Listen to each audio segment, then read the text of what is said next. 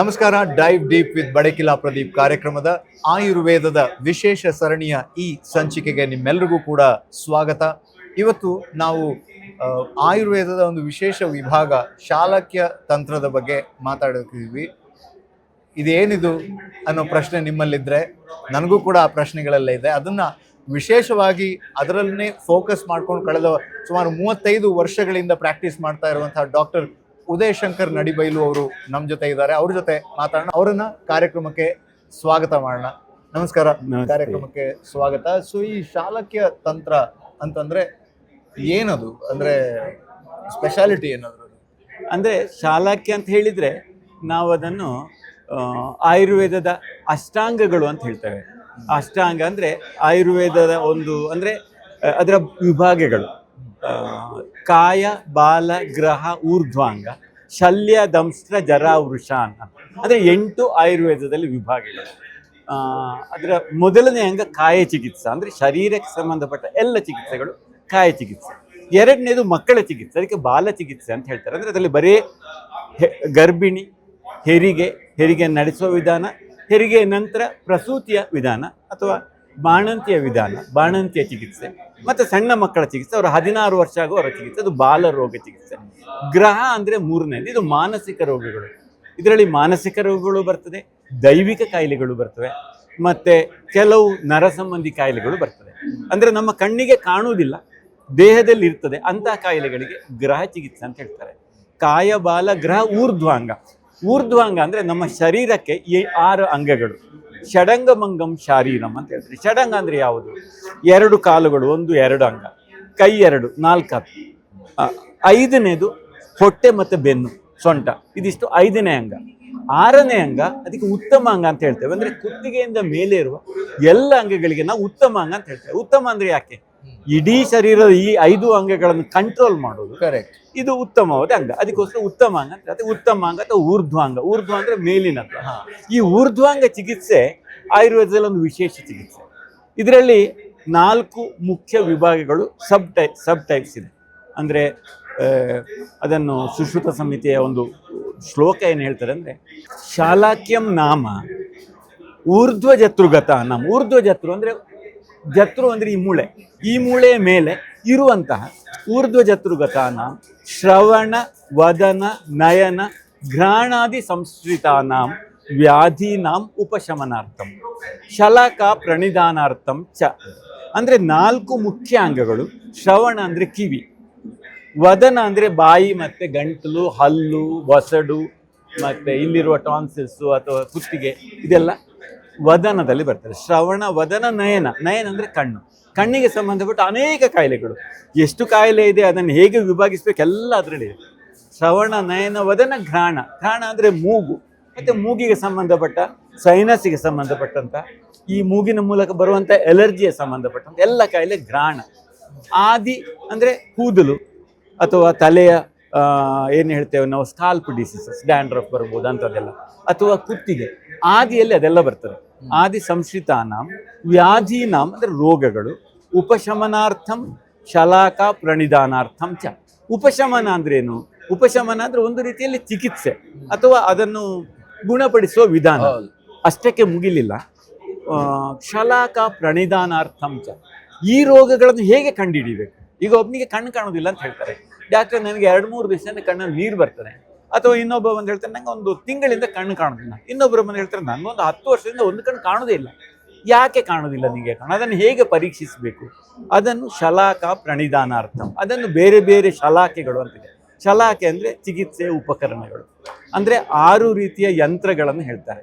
ಅಂದರೆ ಶಲಾಕ ಯಂತ್ರ, ಸ್ವಸ್ತಿಕ ಯಂತ್ರ, ತಾಲ ಯಂತ್ರ, ನಾಡಿ ಯಂತ್ರ. ಅಂದರೆ ಬೇರೆ ಬೇರೆ ರೀತಿಯ ಉಪಕರಣಗಳ ಮೂಲ. ಅಂದರೆ ಕಣ್ಣಿಗೆ ಕಾಣೋದಿಲ್ಲ, ಅವನು ಹೇಳೋದೇನು, ನನಗೆ ಕಣ್ಣು ಕಾಣೋದಿಲ್ಲ ಅಷ್ಟೇ. ಅದು ಯಾಕೆ ಕಾಣೋದಿಲ್ಲ ಅಂತ ಮಾಡಲಿಕ್ಕಿರುವ ಕೆಲವು ಪರೀಕ್ಷೆಗಳು, ಅದಕ್ಕಿರುವ ಸಾಧನ ಸಲಕರಣೆಗಳು, ಮತ್ತು ಅದಕ್ಕಿರುವಂಥ ಹಿನ್ನೆಲೆಗಳು, ಇದರ ಬಗ್ಗೆ ವಿವರಿಸ್ತದೆ. ಬರೀ ಚಿಕಿತ್ಸೆ ಕೊಡುವುದಲ್ಲ, ಅದರ ಮೂಲವನ್ನು ಕಂಡುಹಿಡಿಯುವಂಥ ಇದಕ್ಕೆ ನಾವು ಶಾಲಾಕ್ಯ ತಂತ್ರ ಅಂತ ಹೇಳ್ತೇವೆ. ಇದರಲ್ಲಿ ನಿಮಗೆ ಇಲ್ಲೇ ಹೇಳಿದಾಗೆ 4 ಮುಖ್ಯ ಭಾಗಗಳು ಮತ್ತು ಕೆಲವು ಸಬ್ಸಿಡಿಯರಿ. ಅಂದರೆ ಒಂದು ಕಣ್ಣಿನ ಇದರದ್ದೊಂದು ಮುಖ್ಯ, ಅತಿ ಮುಖ್ಯವಾದ ಒಂದು ಭಾಗ. ಕಣ್ಣಿಲ್ಲದಿದ್ದರೆ ನಮಗೆ ಯಾವ ನಮ್ಮ ಎಲ್ಲ ಜ್ಞಾನ ಹೊರಗಿನ ಪ್ರಪಂಚದ ಜ್ಞಾನದ 90 ಭಾಗ ಬರೀ ಕಣ್ಣಿನಿಂದಲೇ ಬರುವುದು. ಒಮ್ಮೆ ಕಣ್ಣು ಮುಚ್ಚಿಬಿಟ್ರೆ ನನಗೆ ಸುತ್ತಲಿನ ಜ್ಞಾನ ಬಹಳ ಕಡಿಮೆ ಬರ್ತದೆ, ವಿಷಯ ಗೊತ್ತಾಗೋದಿಲ್ಲ. ಅದಕ್ಕೆ ಸರ್ವೇಂದ್ರಿಯಾಣಂ ನಯನಂ ಪ್ರಧಾನಂ ಅಂತ ಹೇಳ್ತಾರೆ. ಅಥವಾ ಚಕ್ಷುನಷ್ಟೇ, ಕಣ್ಣು ಹೋದರೆ ಅವನು ಒಂದು ಪ್ರಾಣಿ ಹಾಗೆ, ಅವನಿಗೆ ಮನುಷ್ಯನಿಗಿರುವಂಥ ಯಾವ ಹೆಚ್ಚಿನ ಒಂದು ಆಕ್ಟಿವಿಟೀಸ್ ಮಾಡಲಿಕ್ಕೆ ಆಗುದಿಲ್ಲ. ಸೊ ಇದರದೆಲ್ಲ ವಿಷಯ ವಿವರವಾಗಿದೆ. ಆದರೆ ದುರದೃಷ್ಟವಶಾತ್ ಏನಾಗಿದೆ, ಈ ಅಂಗದ ಬಗ್ಗೆ ಆಯುರ್ವೇದದಲ್ಲಿ ಇಷ್ಟೊಂದು ಮಾಹಿತಿ ಇದೆ, ಇದರಲ್ಲಿ ಪರೀಕ್ಷೆ ವಿಧಾನಗಳಿದೆ. ಇದನ್ನು ತಡೆಯುವ ವಿಧಾನ ಹೇಗೆ? ಅಥವಾ ನಾವು ಈಗ ನನ್ನ ಕಣ್ಣು ಸರಿ ಇದೆ, ನಂಗೆ ಈಗ ಒಂದು 50 ವರ್ಷ ಆಯ್ತು, ನನ್ನ ಕಣ್ಣು ದೇವರದ್ದು, ಏನು ತೊಂದರೆ ಇಲ್ಲ. ಆದ್ರೆ ಇದು ಇನ್ನು ಮುಂದಕ್ಕೆ ಕೂಡ ನನ್ನ ಕಣ್ಣಿನ ದೃಷ್ಟಿ ಹೀಗೆ ಇರ್ತದ? ಅಥವಾ ನಾವು ವಿಜ್ಞಾನದಲ್ಲಿ ಓದ್ತೇವೆ 60 ವರ್ಷ ಆಗುವ ಮನುಷ್ಯನ ಕಣ್ಣಿನ ಲೆನ್ಸ್ ಹಾರ್ಡ್ ಆದ ಕಾರಣ ಅವನಿಗೆ ಕನ್ನಡಕ ಬೇಕಾಗ್ತದೆ. ಅಥವಾ ಇನ್ನೊಂದು 70 ವರ್ಷ ಆಗುವಾಗ ಕಿವಿ ಸ್ವಲ್ಪ ದೂರ ಆಗ್ತದೆ, 80 ವರ್ಷ ಆಗುವ ಕೇಳುವುದಿಲ್ಲ. 70 ವರ್ಷ 60 ವರ್ಷ ಅಲ್ಲೆಲ್ಲ ಹೊಸಡು ಸವಿಲಿಕ್ಕೆ ಶುರುವಾಗ್ತದೆ, ಹಲ್ಲು ಉದುರ್ಲಿಕ್ಕೆ ಶುರುವಾಗ್ತದೆ. ಇದೆಲ್ಲ ನ್ಯಾಚುರಲ್ ಏಜಿಂಗ್ ಪ್ರೋಸೆಸ್. ಇದನ್ನು ತಡಿಲಿಕ್ಕೆ ಸಾಧ್ಯ ಇದೆಯಾ? ಅಥವಾ ನಮ್ಮ ಇಂದ್ರಿಯಗಳನ್ನು ಸ್ವಲ್ಪ ನಿಧಾನಗೊಳಿಸಬಹುದಾ? ಅದನ್ನು ನಿಧಾನಗೊಳಿಸಬಹುದಾ ಅಥವಾ ಇನ್ನು ಪುಷ್ಟಿಗೊಳಿಸಬಹುದಾ, ಸಾಮರ್ಥ್ಯವನ್ನು ಹೆಚ್ಚಿಸಬಹುದಾ? ಇದಕ್ಕೇನಾದ್ರೂ ವಿಧಾನ ಇದೆಯಾ? ಅದು ಒಂದು ವಿಭಾಗ.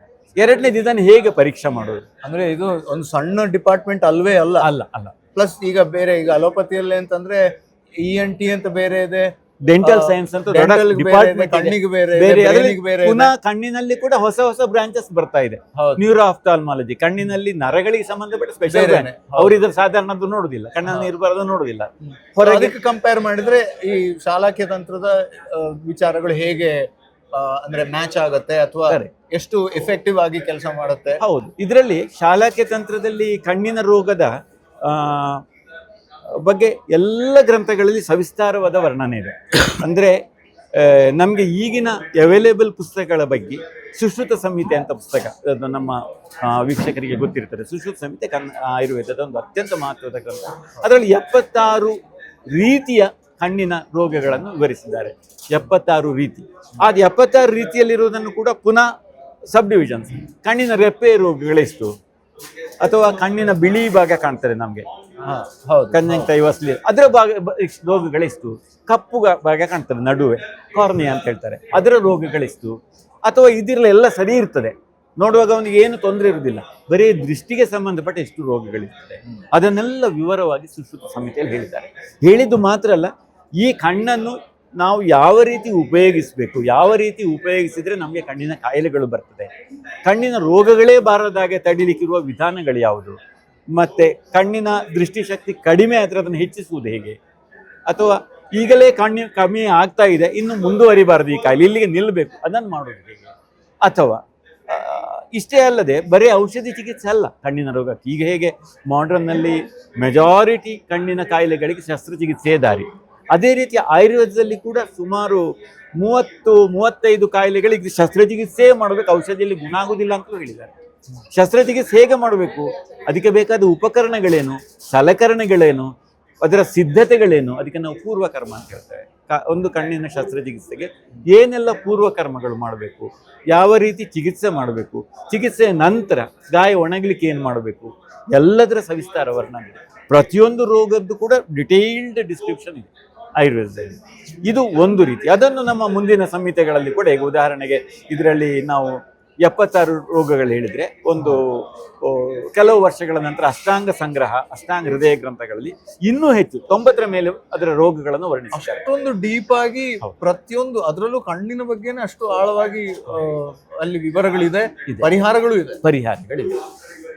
ಆದರೆ ದುರದೃಷ್ಟವಶಾತ್ ಈ ಕಣ್ಣಿನಿಗೆ ಸಂಬಂಧಪಟ್ಟ ಅನೇಕ ಗ್ರಂಥಗಳು ಈಗಿನ ಹೊರ ಜಗತ್ತಿನ ಬೆಳಕನ್ನು ಕಾಣಲಿಲ್ಲ. ಉದಾಹರಣೆಗೆ ಒಂದು ನೇತ್ರ ಪ್ರಕಾಶಿಕ ಅಂತ ಒಂದು ಗ್ರಂಥ ಇದೆ. ಆ ಗ್ರಂಥದಲ್ಲಿ ಕಣ್ಣಿನತ್ತಾನೆ ನಮ್ಗೆ ಕಣ್ಣಿನ ಇದ್ರ ಬಗ್ಗೆ ನಮ್ಗೆ ದೃಷ್ಟಿ ಬೀಳೋದಕ್ಕೆ ಸಾಧ್ಯ ಇಲ್ಲ ಅಂತ ಹೇಳಿ ಇಲ್ಲ ಅಂತ. ಹೌದು, ಕಣ್ಣಿನ ರೋಗಗಳ ಬಗ್ಗೆ ದೃಷ್ಟಿ ಬೀಳಲಿಲ್ಲ, ಜಗತ್ತಿನ ದೃಷ್ಟಿ ಬೀಳಲಿಲ್ಲ. ಅಂದ್ರೆ ಶಾಲಾಕ್ಯ ತಂತ್ರದ ಈ ಒಂದು ವಿಶೇಷ ವಿಭಾಗದ ಬಗ್ಗೆ ಆಯುರ್ವೇದ ಅದೇ ಒಂದು ವಿಚಿತ್ರ. ಕಣ್ಣಿನ ರೋಗಗಳ ಬಗ್ಗೆ ಹೆಚ್ಚಿನ ವೈದ್ಯರು ಇದು ನಮ್ಗೆ ಆಗುದಿಲ್ಲ, ನೀವು ಕಣ್ಣಿನ ರೋಗ ಡಾಕ್ಟರ್ಗೆ ತೋರಿಸಿ ಅಂತ ಹೇಳ್ತಾರೆ. ಆದರೆ ಅದರ ಬಗ್ಗೆ ಇನ್ನೊಂದು ನೇತ್ರ ಪ್ರಕಾಶಕ ಅಂದರೆ ಕೇವಲ ಸುಶ್ರುತ ಸಂಹಿತೆಯಲ್ಲಿ ಇದೊಂದು ವಿಭಾಗ, ಉತ್ತರ ತಂತ್ರದ ಒಂದು 18 ಶ್ಲೋಕಗಳು ಮಾತ್ರ ಇದರ ಬಗ್ಗೆ ಇರೋದು. ಆದರೆ ಕಣ್ಣಿನ ರೋಗದ್ದೇ ಕೆಲವು ಪುಸ್ತಕಗಳಿದೆ. ಉದಾಹರಣೆಗೆ ಒಂದು ನೇತ್ರ ಪ್ರಕಾಶಕ ಅಂತ ಒಂದು ಪುಸ್ತಕ ಇದೆ. ಈ ಪುಸ್ತಕ, ಇಡೀ ಪುಸ್ತಕ ಕೇವಲ ಕಣ್ಣಿನ ರೋಗಗಳ ಬಗ್ಗೆ ಇರುವಂಥದ್ದು. ಆ ಪುಸ್ತಕ ಇಲ್ಲಿ ತಂಜಾವೂರಿನ ಸರಸ್ವತಿ ಮಹಲ್ ಲೈಬ್ರರಿಯಲ್ಲಿ ಒಂದು ಪ್ರತಿ ಇತ್ತು, ಒಂದೇ ಒಂದು ಪ್ರತಿ, ಅದು ಹಾಳಾಗ್ತಿತ್ತು. ಮತ್ತೆ ಇನ್ನೊಂದು ಪ್ರತಿ ಸೆಂಟ್ರಲ್ ಕೌನ್ಸಿಲ್ ಫಾರ್ ರಿಸರ್ಚ್ ಅಂತ ಅವ್ರ ಹತ್ರ ಒಂದು ಪ್ರತಿ ಇತ್ತು, ಅದು ಕೂಡ ಅರ್ಧಕ್ಕರ್ಧ, ಅದರಲ್ಲಿ ಕೆಲವು ಪೇಜ್ಗಳೇ ಇರಲಿಲ್ಲ.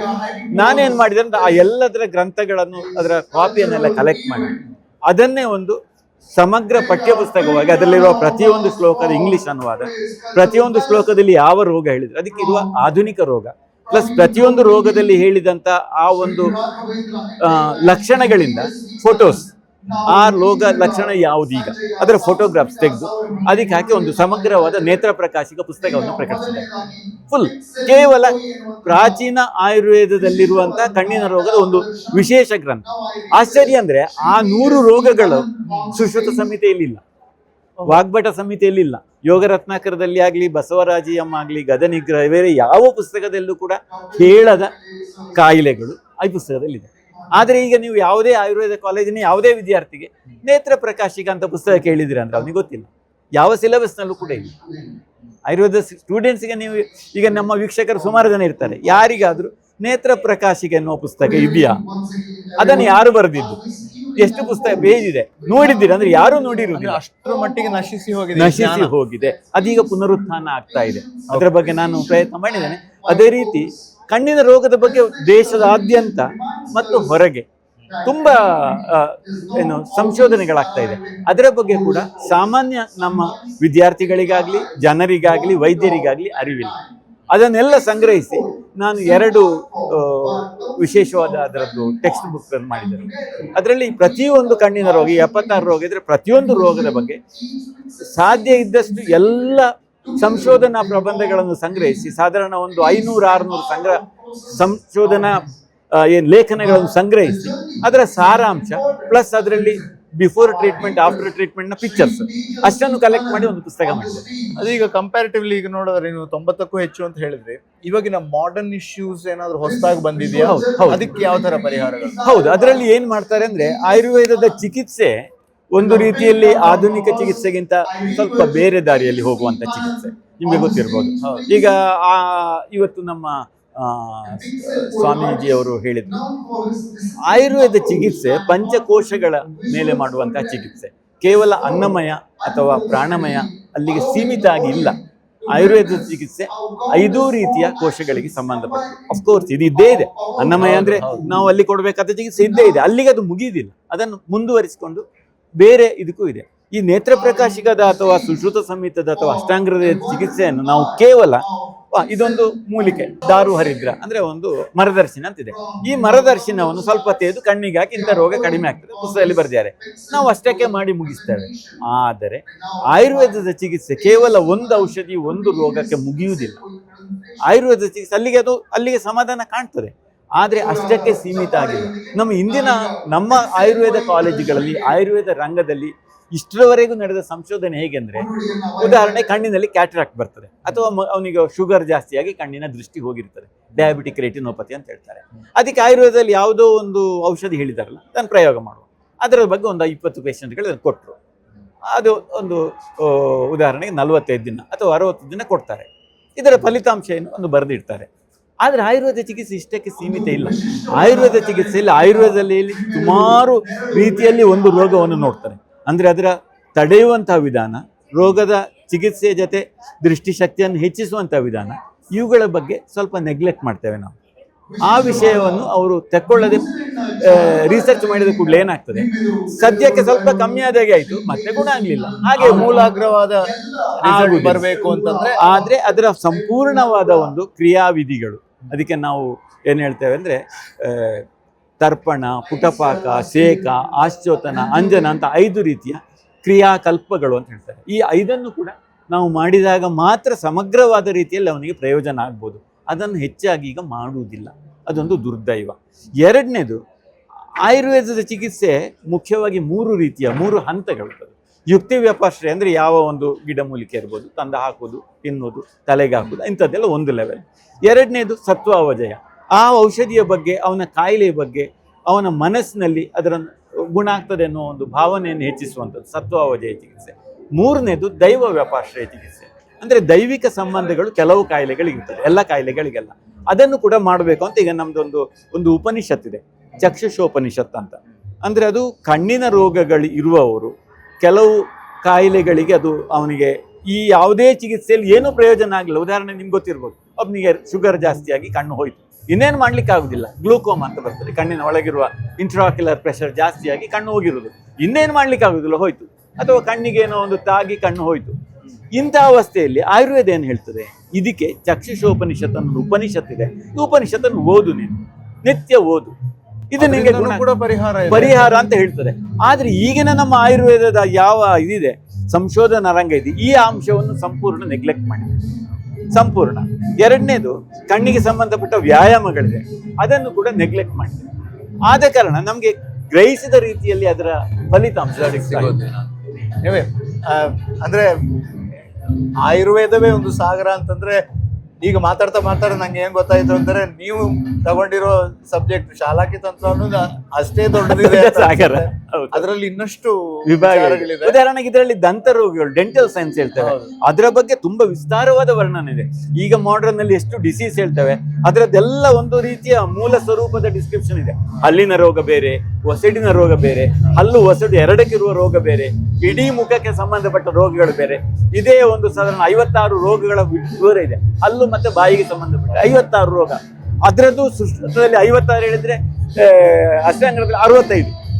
ಚಿಕಿತ್ಸೆಯೂ ಅಷ್ಟೇ, ಸುಶ್ರುತದಲ್ಲಿ ಒಂದು 500 ಔಷಧಿ ಇದೆ ಇಷ್ಟಕ್ಕೆ, ಇದರಲ್ಲಿ ಒಂದು 1000 ಔಷಧಿ ಇದೆ. ಅಷ್ಟು ಒಂದು ವಿಶಾಲವಾದ ಕ್ಷೇತ್ರ. ಈಗ ಅದು ಸ್ವಲ್ಪ ನೆಗ್ಲೆಕ್ಟ್ ಆಗ್ತಾ ಇದೆ. ಸೊ ಅಂದ್ರೆ ಒಂದು ಹುದ್ದಕ್ಕೆ ಕೈ ಇಟ್ಟಿದ್ದೇವೆ. ಸೊ ಅಷ್ಟು ದೊಡ್ಡದಾದ ಟಾಪಿಕ್ ಇದು. ಆದ್ರೂ ನಮ್ಮ ಸೀಮಿತ ಅವಧಿಯಲ್ಲಿ ನಾವು ಒಂದಿಷ್ಟು ವಿಚಾರದ ಬಗ್ಗೆ ಮಾತ್ರ ಕೇಳೋದಕ್ಕೆ ಸಾಧ್ಯ ಆಗಿದೆ ಅಷ್ಟೇ. ನೀವು ಮುಂದಿನ ದಿನಗಳಲ್ಲಿ ಇನ್ನಷ್ಟು ಅದರ ಬಗ್ಗೆ ಜನರಿಗೆ ತಿಳಿಸ್ಬೇಕು ಅನ್ನೋದೇ ಪ್ರಯತ್ನ, ಈ ಮೂಲಕ ನಮ್ಮ ಮಾಧ್ಯಮದ ಮೂಲಕ ಜನರಿಗೆ ತಲುಪಿಸ್ಬೇಕು ಅನ್ನೋದು ಪ್ರಯತ್ನ. ನಿಮ್ಮ ಈ 35 ವರ್ಷದ ನಿರಂತರವಾದ ಈ ಕೆಲಸ ಏನಿದೆ, ಅದು ಇನ್ನಷ್ಟು ಜಾಸ್ತಿ ಬೆಳೀಲಿ, ಇನ್ನಷ್ಟು ಜನರಿಗೆ ತಲುಪಲಿ. ಮಡಿಕೇರಿ ಅಂತ ಊರಲ್ಲೇ ಈ ರೀತಿಯ ಸ್ಪೆಷಲೈಸ್ ಟ್ರೀಟ್ಮೆಂಟ್ ಅನ್ನು ಆಯುರ್ವೇದದಲ್ಲಿ ಕೊಡ್ತಾ ಇರೋದು, 35 ವರ್ಷದಿಂದ ನಡೆಸ್ತಾ ಇರೋದೇ ಇಟ್ಸ್ ಕಮೆಂಡಬಲ್. ಇನ್ನಷ್ಟು ಸಾಧನೆ ಮಾಡುವ ಶಕ್ತಿ ಆ ದೇವರು ನಿಮ್ಗೆ ಕೊಡ್ಲಿ ಅಂತ ಹೇಳ್ತಾ, ಥ್ಯಾಂಕ್ ಯು ಸೋ ಮಚ್. ಇದು ಈ ಹೊತ್ತಿನ ನಮ್ಮ ಆಯುರ್ವೇದದ ವಿಶೇಷ ಸಂಚಿಕೆ. ನಮ್ಮ ಮುಂದಿನ ಸಂಚಿಕೆಯಲ್ಲಿ ನಾನು ನಿಮ್ಮನ್ನ ಸಿಗ್ತಾ ಇದ್ದೀನಿ. ನಮಸ್ಕಾರ.